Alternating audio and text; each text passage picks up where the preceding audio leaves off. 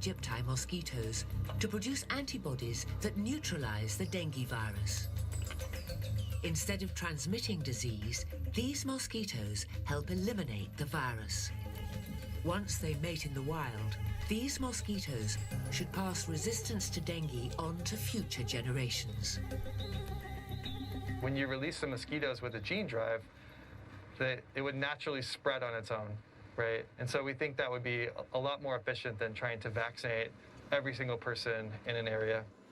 And the goal there is to either design mosquitoes that can replace the population and persist, or suppress and eliminate the population. While this revolutionary approach needs further testing, most countries continue to rely on tried and tested strategies. Near the Thai city of Ubon, volunteers inspect villages for mosquito larvae.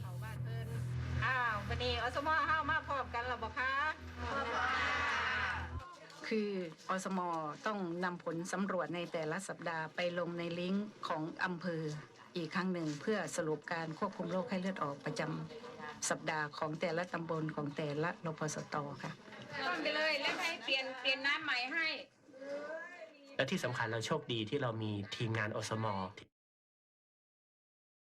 นี่เข้ามามีส่วนร่วมในการควบคุมไข้เลือดออกได้อย่างดีเราจะมีเรื่องของทางโรงเรียนซึ่งจะให้ศึกษากับทางเด็กนะครับเพราะว่าส่วนใหญ่แล้วมันก็จะมีส่วนหนึ่งที่ติดอยู่ในส่วนของโรงเรียนซึ่งเป็นแหล่งสาธารณะ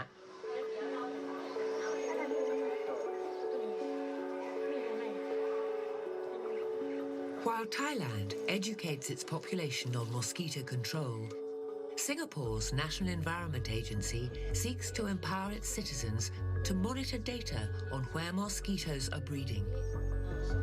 It begins with a nationwide mosquito surveillance program with the use of mosquito traps. So it's a pot of water that attracts mosquito and a sticky lining. And it attracts female mosquito that are looking for a place to lay her eggs.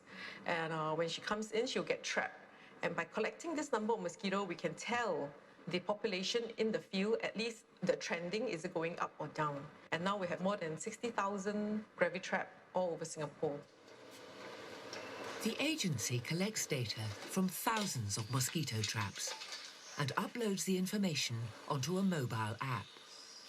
If you go into my ENB app, you can see where are the areas with high mosquito population, and that should motivate people to search for breeding habitats to prevent the formation of dengue clusters in your region. Armed with technology, information, and education, ordinary people can take a stand against mosquitoes.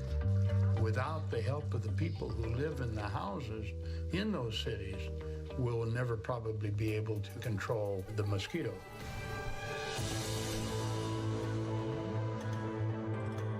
So to win the global war against infectious diseases, we must all become disease hunters.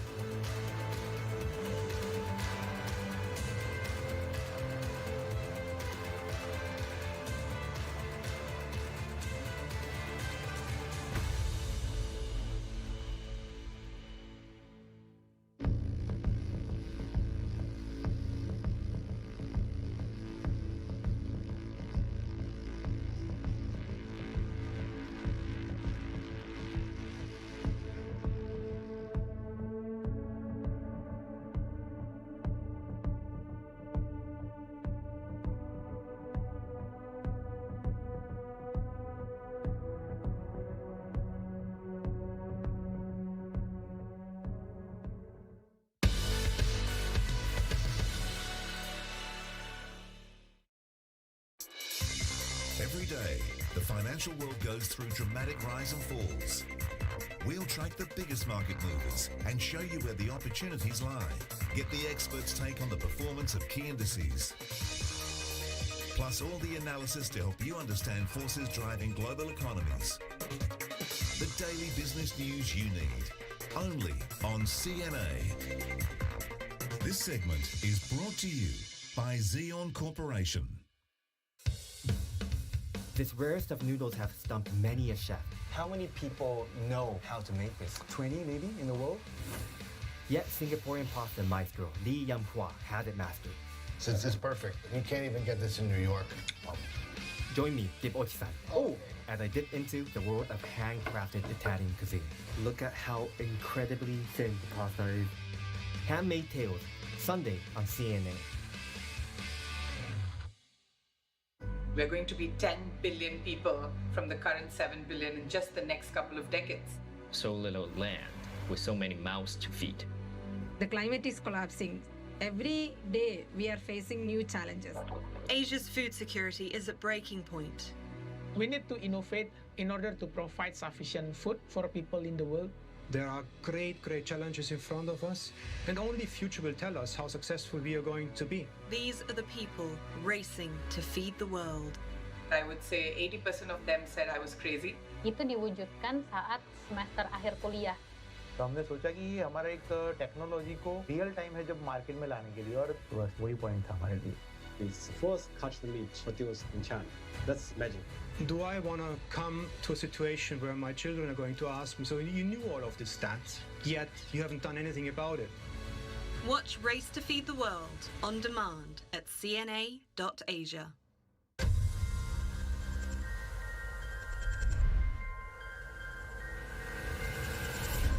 The internet, it's contributing to global carbon emissions.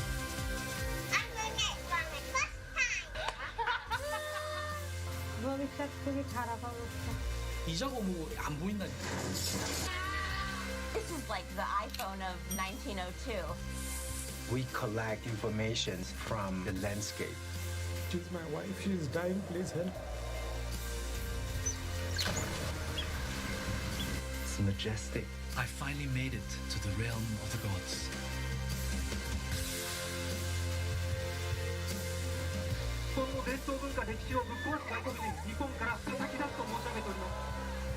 What would recipes from 100 years ago actually taste like? Hello, model. Tabe to masak kilak ben taun. These animals can carry infectious diseases. But what if we could go wherever we wanted without leaving the house?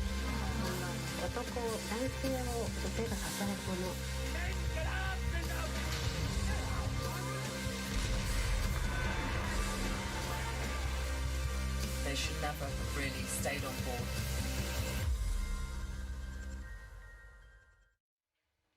This is Singapore Tonight.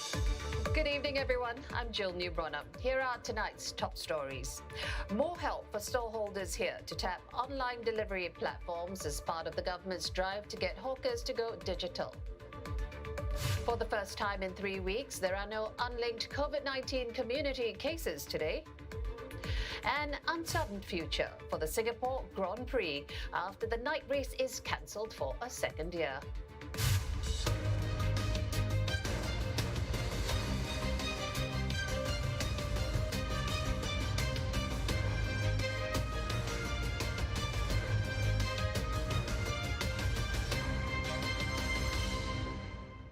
About 6 in 10 hawkers in Singapore now accept digital payments as the government continues its push for hawkers to go digital.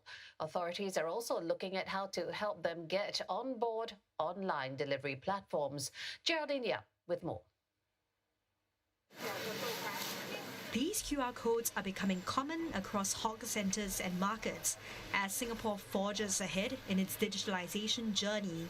To date, about 60% of Singapore's 18,000 stallholders have started using e-payment solutions as part of the Hawkers Go Digital program. But as more people stay home and order food online amid the pandemic, adopting digital payments alone won't be enough. Communications and Information Minister Josephine Teo says hawkers will also need to consider offering e-ordering services.